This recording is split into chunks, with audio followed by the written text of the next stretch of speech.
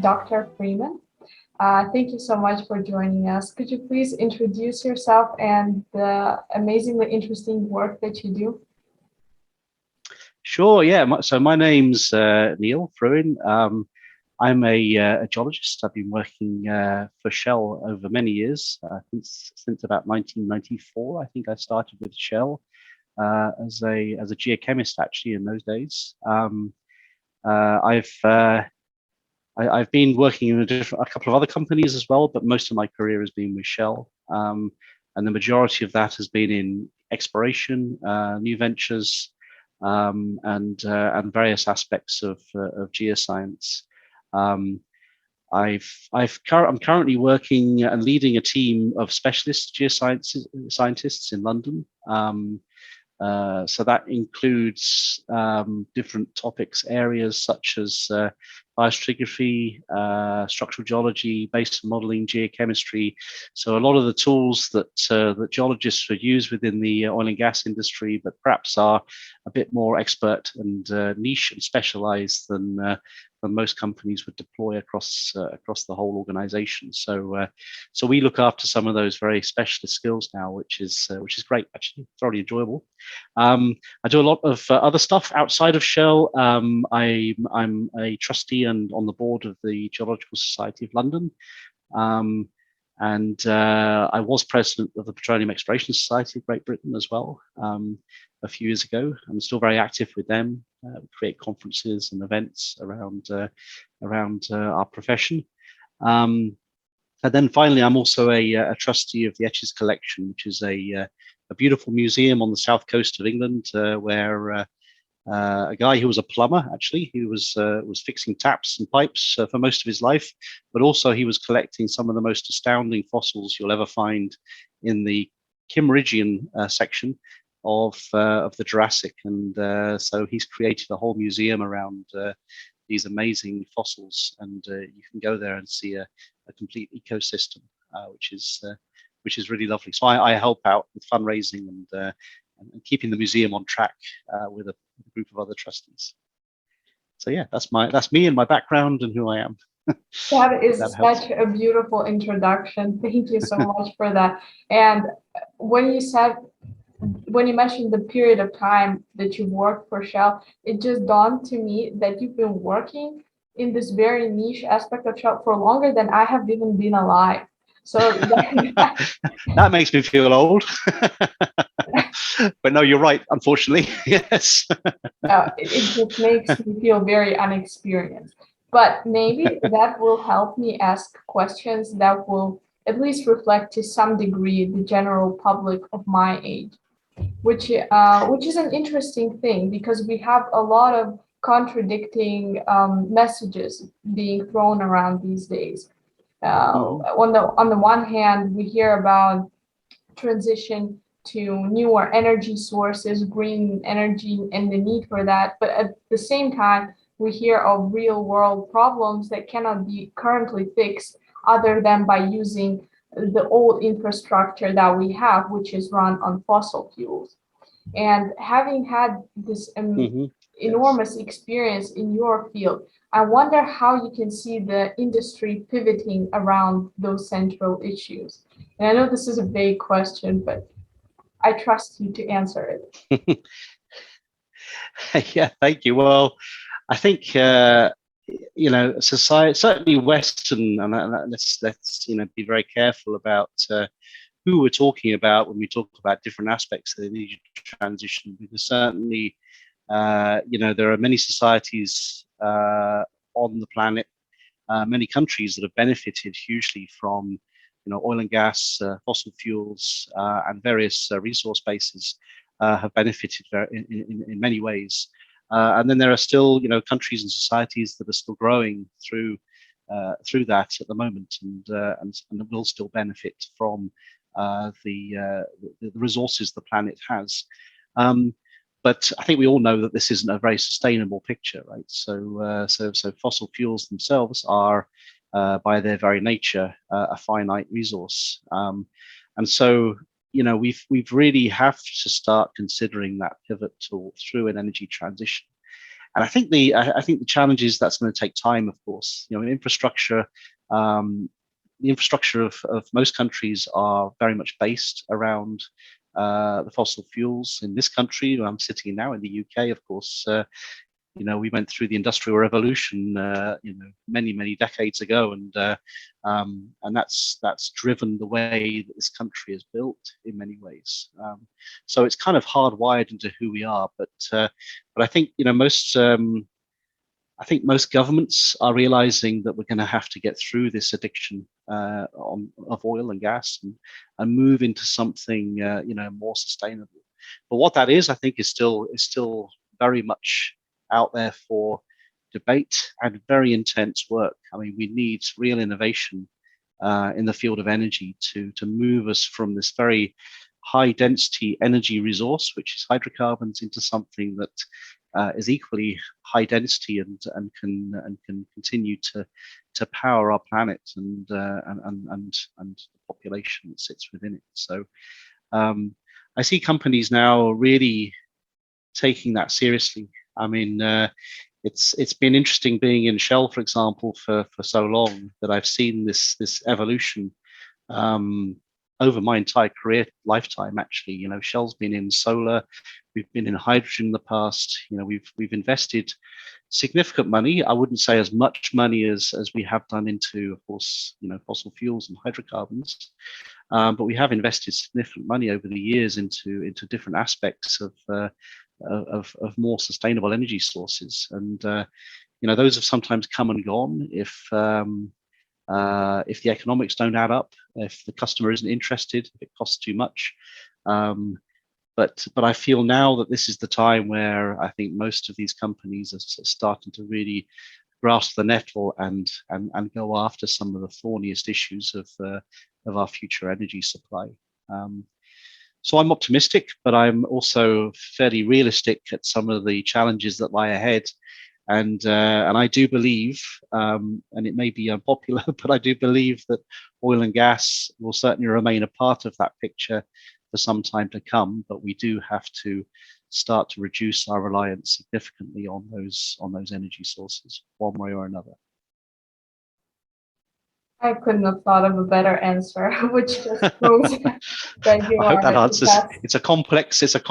question and a complex answer, but I think you have to be optimistic and realistic, and I think we rely very much on people like you, who are our future, to really think about the innovative possibilities that there are out there, and I guess we'll come to talking about skills and the skills that we require to do this later in the chat. But yeah, I think it's really fundamental to moving forward. Yes, in fact, I was just thinking that while we are on the subject of the future, many people in my time, at least in my generation, we think of fossil fuels and the enormous amount of energy, I mean, mental energy and skills that were acquired by working in this industry have to just be all abandoned, and then we move on to some sort of new knowledge, new science. And my question to you is, does this have to be the case, or can we reuse the energy, the knowledge from the oil and gas sector in a smarter way to move away from fossil fuel reliance quicker than we were without this knowledge? Yeah, I mean, so the geosciences in particular have hugely benefited. Our understanding of the subsurface and of the Earth have hugely benefited from the sheer amount of investments that oil and gas companies have put into understanding the subsurface, and both in terms of fundamental understanding of the way basins form, of the way they're heated, of the various depositional systems that you see within basins. I mean, the amount of work that's gone into that has been huge, and then the technological development on top of that around seismic, around imaging the subsurface and really understanding it and visualizing it in detail has been immense. And I think that's something that the industry can be very proud of, actually, that we have achieved so much over a relatively short amount of time. in understanding what is, the planet on which we all sit and live.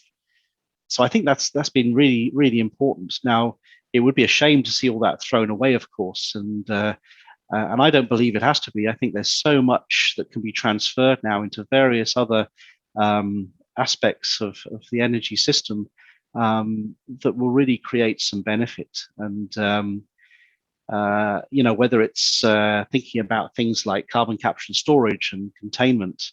There's plenty of work being done in oil and gas in terms of seals and containment and barriers that directly link, of course, into understanding how you can contain and store carbon dioxide or even hydrogen as an energy source. There's a lot of work around that. A lot of the Earth modeling that we've developed over the decades. There's a lot of transfer there as well. We're already using a lot of our basin modeling tools, for example, in the geothermal realm. So looking at heat in basins is very much something that the petroleum geologists do all the time. So it relates directly into sort of geothermal applications. Seismic and shallow geophysics, when it comes to wind farm siting, drilling hazards, shallow infrastructure, there's a lot of work that's been done there as well. And then finally, of course, there's so much data about the subsurface now that the whole digitalization process will allow us to create, I think, with enough work and enough investment, continued investment, a very digital Earth. And that will allow us to do so much more, I think, in terms of understanding the Earth as a resource, but also, as a way of sustaining, the energy resources that we use and build on. So I think there's a huge amount that can be transferred, and I'm very optimistic that that's out there. In fact, we have a conference next year, which we're putting together at the moment in Aberdeen in Scotland. Which will really be looking at geoscience practices, kind of application agnostic to where they've been used in the past. So taking a look at all of these methods that the petroleum geoscientists have used, and then applying them to things like nuclear waste disposal or CCS or wind farm geology or geothermal, really applying it across those different areas. So there's plenty for geoscientists to do still, lots of skills still required, and a very nice foundation on which we can build further. Wow, that's impressive. That makes me so excited just listening to that answer, because it really makes me feel like there's a lot to learn and all of it is necessary. And you don't have to have this fear of, if you learn something today, maybe it will go out of date or out of fashion the next year or so. Yeah, I think it's all still applicable. And, at the moment in Shell, we're, especially in my area of focus in specialist geology, we're looking at how we kind of reorder those skills to apply to different parts of the business now. So carbon capture and storage is a big one, of course, and suddenly the things we might apply in a petroleum realm, we might apply differently in a carbon capture and storage realm, but actually the skills are in a slightly different order. So piecing that together is quite exciting, actually, and I think there's plenty to do there for sure.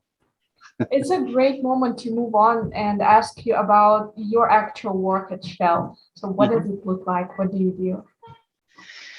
Yeah, so my day-to-day work now is so I'm a geochemist, as I say, by background, and I've worked at a sort of molecular scale for much of my early career, and my PhD was at pulling apart rocks and looking at the organic matter that was contained in there, and trying to work out from these carbon structures, what plants they may have come from, what dominated the organic assemblage at that time. And so I still apply that now in some of my technical work, which I do, for various projects. And apart from that, I'm coordinating a team that do very similar things with their own specialist disciplines. Prior to that, I've worked in new ventures for most recent years, and that's really around screening of basins globally and trying to understand whether those basins will will be prospective for oil and gas, and whether those are countries and basins we want to enter as a company, and really start up a completely new venture. And of course, that comes with quite a lot of consequence as well, because when a company like Shell enters a country, it's the brand is so significant that is quite a big move for the company. So you really have to be sure what you're doing. You really have to have really understood very, very carefully what the consequences of your actions are, how that will relate to the population, how it relates to the environment, and do you really have a commercially viable venture at the end of the day? So to do that, it requires a good understanding of the subsurface, but also a very, very good understanding of the surface and the commercial environment and the environmental environment and governmental environment. So all of those things play a very significant role. And it's a very exciting job to be in. That it's quite stressful. It's quite nerve-wracking sometimes. Sometimes you can be speaking to a government. Sometimes you're speaking to a university, or sometimes I could be sitting. I've once or twice been sat, on a park bench in a field talking to someone from the World Wildlife Fund, for example, or from a local conservation group. And so the variety of interactions you have in order to get to a sort of balanced decision on whether you enter a country is complex but fun. It's a good thing to do. And you always try and do the right thing. I mean, it's really about doing the right thing, commercially, but also environmentally and for the people that you're going to be interacting with. Yeah, of course, and it's probably getting only more and more difficult to do, because you have to drill deeper and have much more data sampling and analysis before you decide on whether it's worth it or not. Is that so? Yeah, it's become more challenging over the years, actually. And there was a time when you'd feel like really an explorer, right? You'd be the first person there, almost with your flag, and your hammer, and you'd be there. Feel like the first person to really look at that subsurface, that part of the world. But now, of course, the world is very well known. A lot of the basins around the globe are very, very well explored, are very well understood. And so often now it's, your exploration is back through data you may have looked at 20 times before. But you've got to look at it with new eyes. You look at it creatively. You look at it with a sense of new thinking. What other possibilities are there within the data that I've seen that could create something new? So it's changed dramatically, I would say, since I started the industry to now, as to how we go about doing that kind of screening globally. I must say, I did like the kind of romantic early days of being the explorer with my hammer out there, and probably the last time I did that was a trip. We had an expedition to Mongolia. When was that? Maybe 10 years ago, I think, and it was great to be out there in my tent and looking at surface geology and thinking, how does that relate to what's going on under the ground in a relatively poorly explored area? And that's exciting. That's what keeps me going and keeps me interested in those kind of things. But nowadays it's becoming more about data and how you look at data, how you integrate data from different sources, and how you can build a picture of what else there is. What are you missing? What have I not seen yet? Yeah. That, by the way, in my opinion, is something very interesting and attractive to people my age who are so into computer science and IT and technology. Yeah. So I was wondering if you could give an example of something tangible or something from what you have seen or done that could give a sort of feel for what it could be. Yeah, I can do. It's I mean, data science, of course, is a whole new arena, and I think many people coming through universities these days and into the workplace are more and more being expected to have a background in Python coding or some appreciation of computer science and how to manage large bodies of data proactively. And so we see it more and more, I think, in our world, in my world. I mean, I'm not very computer savvy, I must say. I'm not. I've been through a Python course, and apart from knowing what Python means at the end of it, I probably couldn't do much in the way of coding. But certainly those that are in that world can really do some nice things, and it's kind of, and a lot of problems are being solved on the fly at the moment. There's a large community in this company of machine learning and artificial intelligence enthusiasts who are really thinking about how you can learn from data, and how you can even potentially get to drilling a prospect just using machine learning and artificial intelligence. So, for example, in there's seismic interpretation software now that will learn from prior interpretations and draw your new interpretations for you on the seismic, having learned a little bit about what you've already identified as features on previous seismic interpretations. So none of this takes the human out of it. The human component is still very important. We're still dealing with nature after all, and nature is not always the most predictable. So you do still need to have the human element in there, I think. But more and more, I think we're able to use the data that we have access to build a truly digital Earth, and I think that's really coming together very well at the moment, and will require, I think, still a lot of work to do that. So I'm hoping there's still continued investments in geoscience to allow us to see that story through and really bring the data together. I would say that the geoscience data is probably some of the more difficult data that you can really play with. I mean, if you work for Amazon, I think the data trends you see there are data you can harness and control and of course, in geological and geoscience data, it's very hard to really integrate that fully, because it depends so much on so many different factors that you've got to consider and bring together. So fixing that is really key. And yet, this type of data analysis is exactly what you need when it's getting harder to access those hydrocarbons, and when you need to make sure your project is actually going to be profitable and safe, and all of those other check items on the list. Yes, yeah, you need to. It's more and more about integrating that data and bringing it together, and almost avoiding the pain of having to do that, having that ready in place for you to really do the new thinking around what's beyond that existing data set. We have that phrase in this company, moving beyond commodity knowledge. So commodity knowledge is something everybody has. You're moving beyond that into something that's your knowledge, and you've created it out of the gaps that you've seen in that data set. So. Wow, that is a very smart thing to say. Smart motto for a company. Yeah, I can see why Shell is so successful. Is it fun to work for Shell? Do you like your job? I love my job. I've always loved my job. It's been a great company to work with. It's interesting when you hear, because we're subject to so much perception.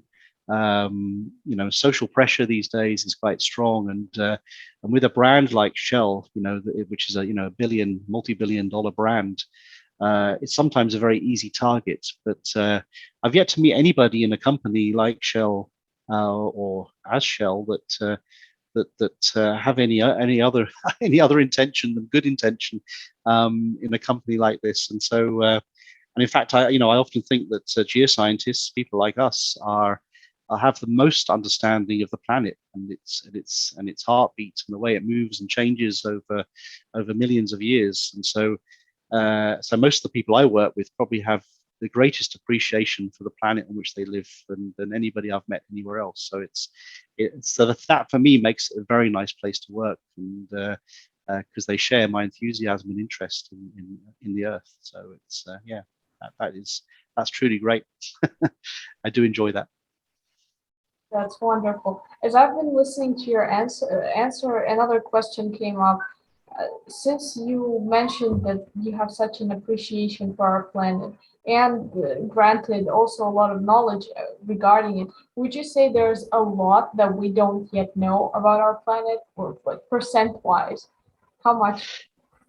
Yeah. Yeah, that's an interesting question, because I was writing an article a few years ago, and I coined the phrase peak geoscience, because and this was really a bit of a ploy to get people to put abstracts in for a conference. But so I challenged the community to think of any really fundamental recent advancements in geoscience that would really alter our understanding of the planet. And I spent some time trying to map the changes that we've seen, let's say the fundamental changes in our understanding of the Earth over time.